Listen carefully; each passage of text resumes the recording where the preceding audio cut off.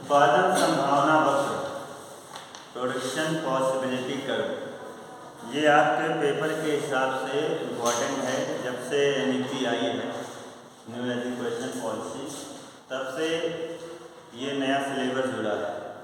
पहले भी इम्पॉर्टेंट था और अब इसको फ्रंट पे रख दिया गया है, तो इसका मतलब है इम्पॉर्टेंट है, तो आने के चांस हैं, इसलिए आप लोग इसको ध्यान से पढ़िए।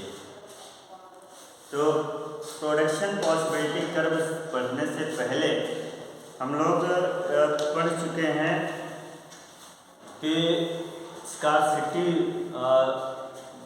प्रिंसिपल्स, जिसको प्रोफेसर रॉबिन्स ने दिया था, जिसको हम चुनाव संबंधी परिभाषा भी बोलते हैं, तो उसी पर ये आधारित है।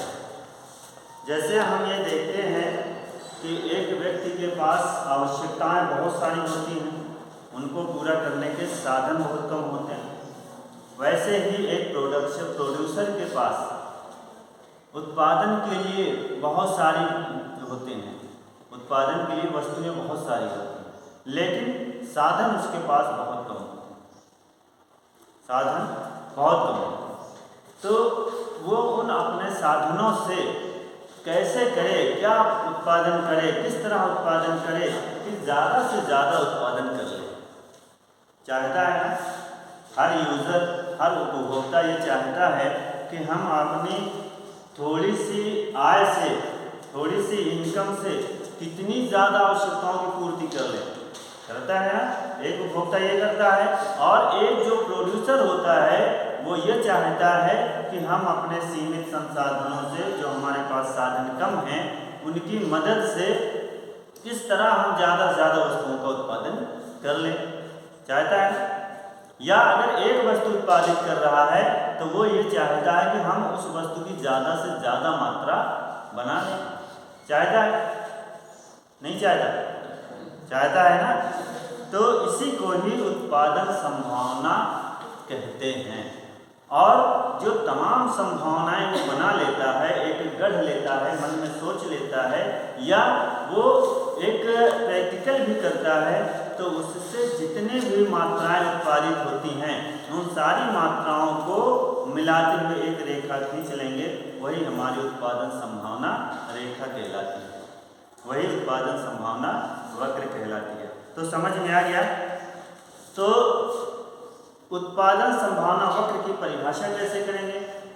उत्पादन संभावना वक्र की परिभाषा, उत्पादन संभावना वक्र उन दो या दो से अधिक वस्तुओं के विभिन्न संयोगों को प्रदर्शित करने वाली रेखा है, जिन्हें एक उत्पादन संस्थान या अर्थव्यवस्था में दिए हुए संसाधनों और तकनीकी ज्ञान के द्वारा एक समय विशेष पर उत्पादित किया जाता है।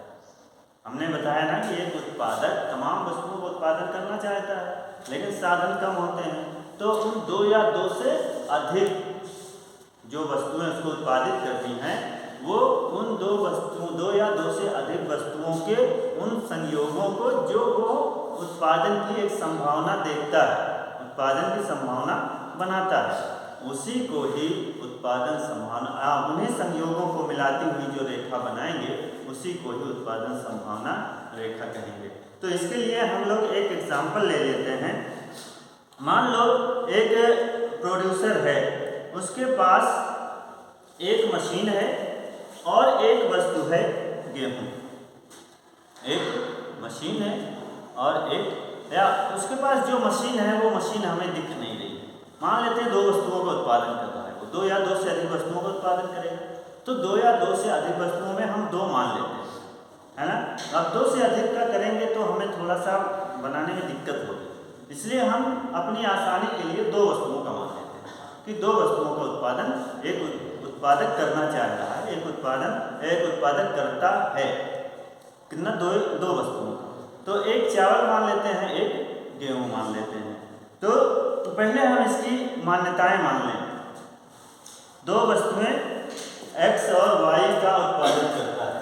पहले तो ये है कि जो उत्पादक है वो केवल दो ही वस्तुएं x और y का उत्पादन करता है। अब x या y हम दो वस्तुएं मान सकते हैं, कोई भी हो सकती है। गेहूँ चावल हमने मान लिया, तो गेहूँ चावल, x गेहूं हो गया, y चावल हो गया।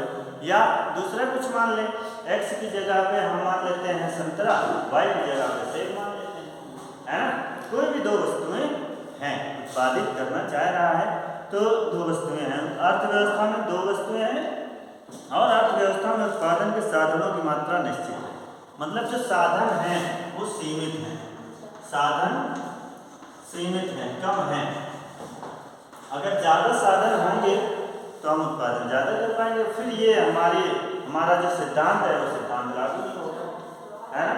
तो हमें क्या करना है, मान्यता, पहले मान्यता को पढ़ लेना, याद कर लेना है कि मान्यता क्या क्या है। और साधन विशिष्ट नहीं है। विशिष्ट का मतलब है कि जो साधन केवल एक काम कर सकता हो। जैसे कोई काम बताओ कि वो सिर्फ और सिर्फ एक काम कर सकता हो,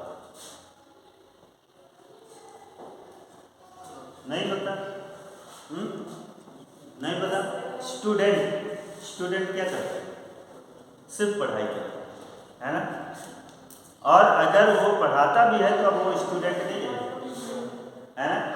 एक टीचर, डिग्री कॉलेज का एक टीचर सिर्फ एक विषय पढ़ाता है, विशिष्ट होता है, जिसको हम स्पेशल बोलते हैं।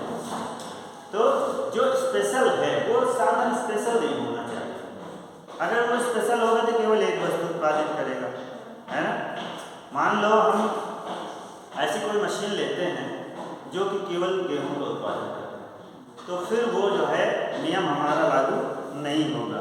विशिष्ट नहीं है, मतलब उनसे कोई भी उत्पादन हम कर सकते हैं। आज हम उससे गेहूं उगा रहे हैं, कल दूसरा उससे हम चावल भी उगा सकते हैं। जैसे धरती हो गई तो धरती पे हम गेहूं उगा लें, चावल उगा लें, कुछ भी उगा सकते हैं, मकान बना सकते हैं। तो ये जो है विशिष्ट नहीं है, धरती विशिष्ट नहीं है। लेकिन जो व्यक्ति, जो काम, जो साधन केवल एक काम कर सकता है वो विशिष्ट है, स्पेशल। तो अर्थात उन्हें एक वस्तु के उत्पादन से हटाकर दूसरी वस्तु के उत्पादन में लगाया जा सकता है। कभी भी हमें ज़रूरत पड़ सकती है, हम उसको आज गेहूँ उत्पादित कर रहे हैं, कल उससे चावल उत्पादित कर सकते हैं। और प्रत्येक साधन पूर्ण रोजगार स्थिति में है, मतलब हर साधन को काम मिला हुआ है। ऐसा नहीं है कि कोई साधन ऐसा बेकार पड़ा हुआ है, अभी काम नहीं है, कल करेगा। तो जितने भी हैं सब काम में लगे हुए, सबसे प्रोडक्शन हो रहा है, उत्पादन हो रहा है। और उत्पादन तकनीक स्थिर है। जो टेक्नोलॉजी हमने लगाया है वो टेक्नोलॉजी हमारी सेम है, स्थिर है, कांस्टेंट है, उसमें बदलाव नहीं किया गया। जब तक हम उत्पादन करेंगे तब तक उसकी टेक्नोलॉजी में बदलाव नहीं होगा। और संसाधनों का कुशलता के साथ प्रयोग होता है, मतलब उसकी पूरी कुशलता, जितना उसके अंदर क्षमता है पूरा यूज कर लिया जाता है।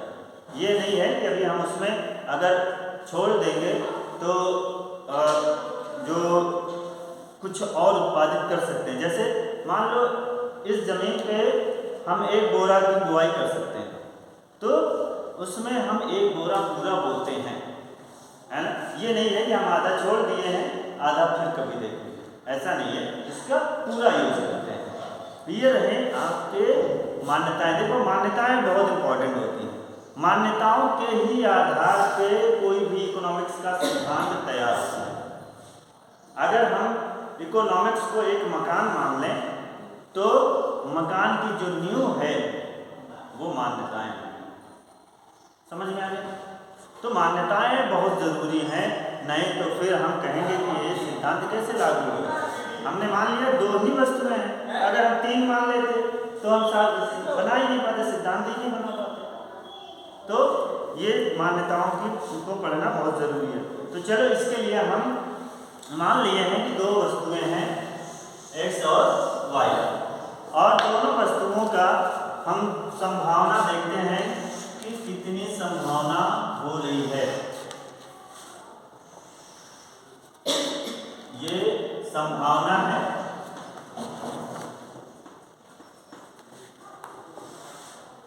ये एक वस्तु है, x वस्तु है और ये y वस्तु। x वस्तु आप जो मानना चाहें मान लें, y वस्तु जो आप मानना चाहें वो मान लें। तो दो वस्तुएं हैं